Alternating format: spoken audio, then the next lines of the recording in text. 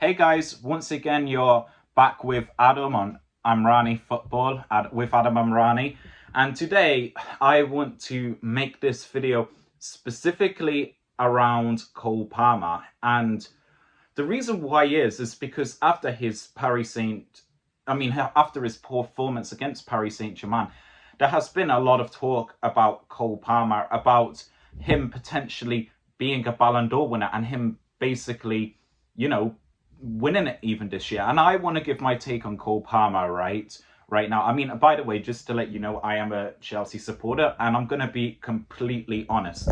Right. So in all honesty, Cole Palmer is one of the top three, maybe four best Premier League players. Look at it, right? There's Mohamed Salah, who is without a doubt the best. And then there is, second to that, I would say, is, especially now since De Bruyne's gone, is probably Erling Haaland. After that, right, who really can compete with Cole Palmer? You can't really even debate it. Cole Palmer is without a doubt the third best player. Bruno Fernandes is a really good midfielder, but he's 31 and he doesn't have the flair. He doesn't have even the impact on games anymore like Cole Palmer has. And not just that, but when Cole Palmer is on his game, he is just absolutely unstoppable. Sometimes on his best game, you watch him and you think he is like the world's best player. Against Paris Saint-Germain, Paris Saint-Germain, they're the best team. Without a doubt, they are the best team in the world right now. I know they didn't win the Club World Cup and Chelsea won, but this does not mean now all of a sudden Chelsea are better than PSG. No way. That PSG team is still far better than the current Chelsea team. This PSG team, they breezed in the Champions League past everybody and they won Inter Milan 5-0 and made it look like an exhibition. My honest take is, right, PSG, that game, they were absolutely knackered because they had a very, very hard run to the final. And they bet Bayern Munich with, 9 men, 2-0. To show how impressive they are. And they smashed that Real Madrid team 4-0 and they gave it everything they got. And they went into that final game against Chelsea with a few days rest and they were absolutely knackered. As good as Chelsea were in the competition, Chelsea were really good. A lot of, Liam Delap, and not just Liam Delap, but João Pedro, they're very impressive signers. In particular, João Pedro, I didn't think he was going to be so good.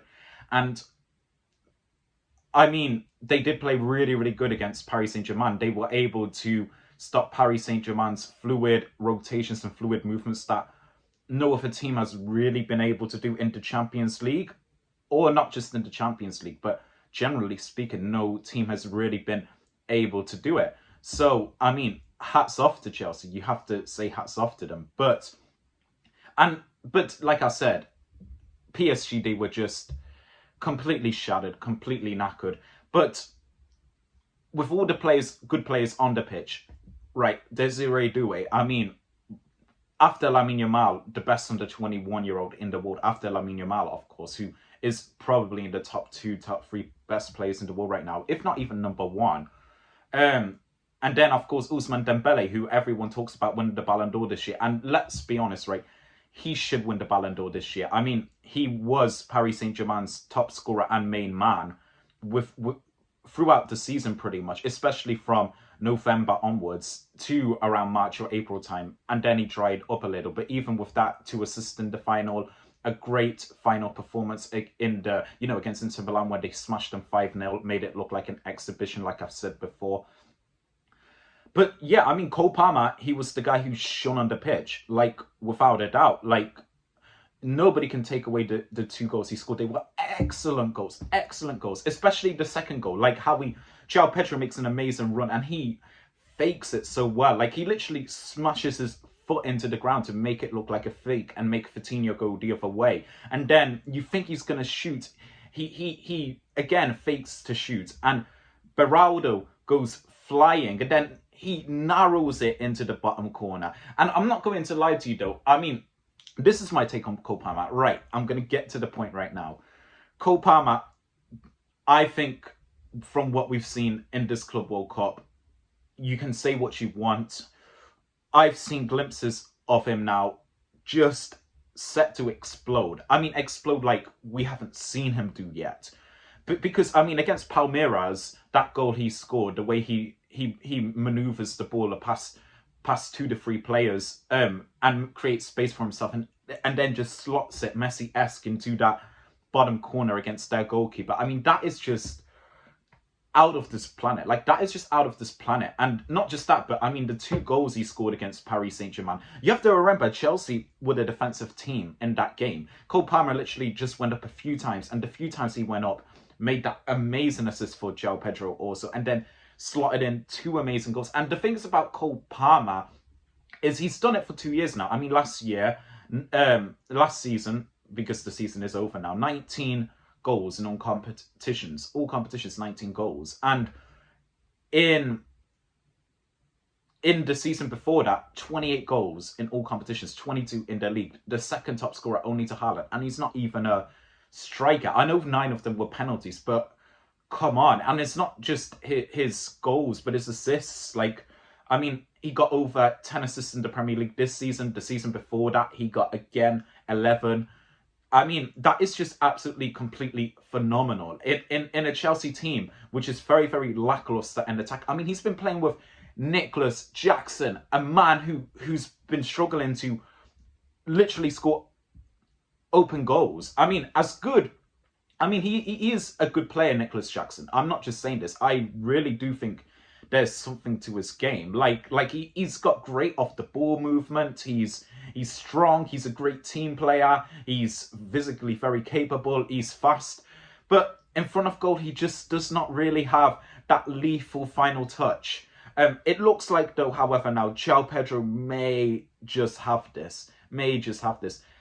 I mean, that's what, and not just that, there's something about Cole Palmer. He's just physically improved. I've seen this now. I've seen it throughout the competition. Like, he seems that little bit more sharper compared to before, a little bit more leaner and a little bit more muscular compared to before. Like, he's starting to even now look like a real athlete.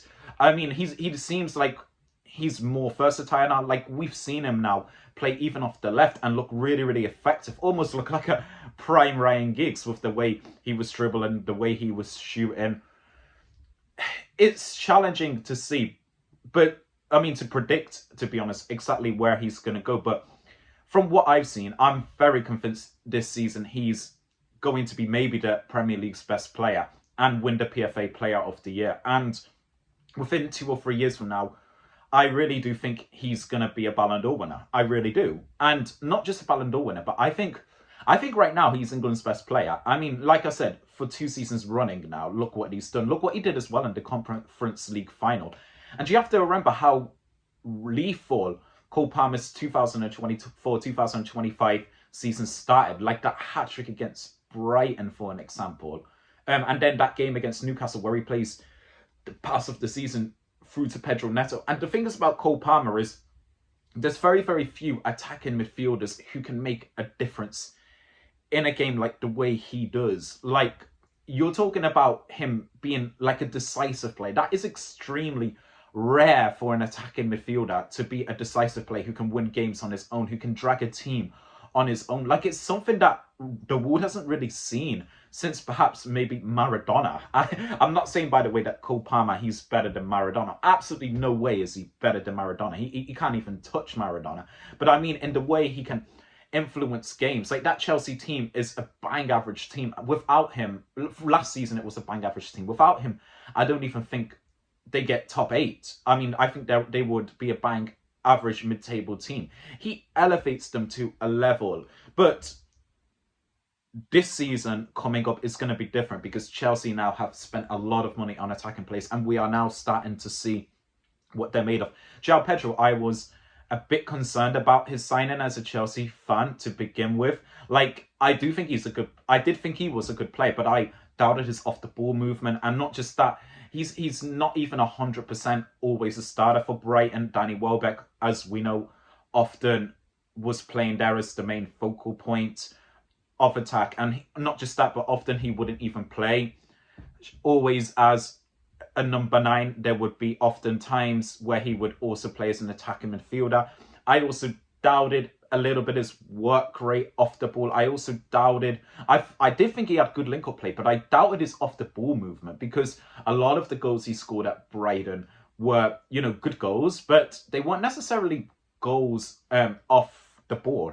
But I mean, his off-the-ball movement is fantastic. We've seen that against PSG last week, about how great his off-the-ball movement was for the goal he scored, and also for the goal Cole Palmer scored, how he took Vitinha the other way. I mean, that is world-class attacking movement, and he's fast. He's faster than what I thought he was. He has great link-up play.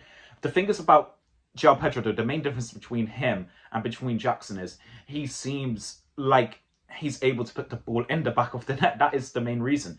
He's a lot more light-footed than Jackson is. He's got much better technical ability. I mean, against Fluminense, his former club, he scored two absolute belters. I mean, that second goal, how he just goes past that defender and then just smashes it into the top corner, like, that is lethal. And then that's on his debut, and to not even have to not even celebrate because it's his former club shows the character of the guy as well.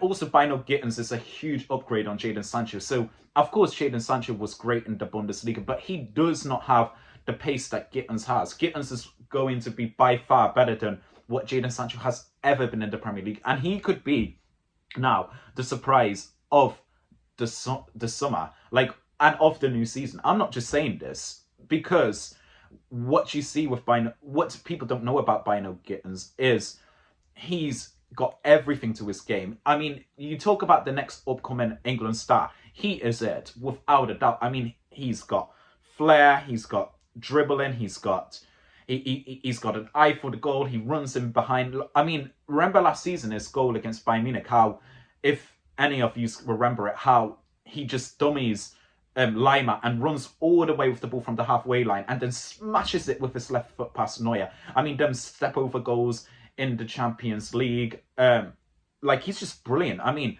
14 goals in all competitions last season, but there's way more to his game than just goals. And also in the second leg against Barcelona, and not just in the second leg, also when Borussia Dortmund and Barcelona played against each other, by the way, in the second leg, and not just that, but also in the group games when Borussia Dortmund again also played Barcelona, he gave them a torrid time.